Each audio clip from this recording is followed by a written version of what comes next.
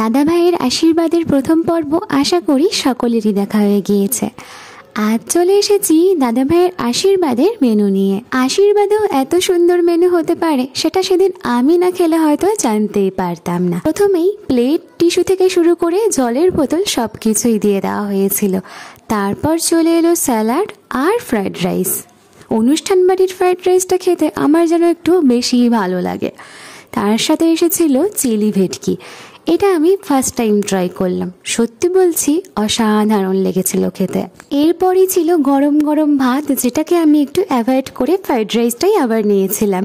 তার সাথে ছিল ঝুরঝুরে আলু ভাজা আর ছিল ডাল ফ্রাই। তবে সেদিনের শোস্টপার ছিল ইলিশ পাতুরি, তার সাথে পমফ্রেটের ঝাল। সবশেষে ছিল চাটনি, 2 রকমের মিষ্টি সন্দেশ, আর ছিল সুন্দর করে র্যাপিং করা একটা পান। প্রতিটা রান্নাই কিন্তু সেদিন খুবই ভালো হয়েছিল খেতে, আমাদের তো খুবই ভালো লেগেছে। তবে সবশেষে দাদা ভাইয়ের তরফ থেকে 100 টাকা ইনকাম করে বাড়ি চলে এসেছি।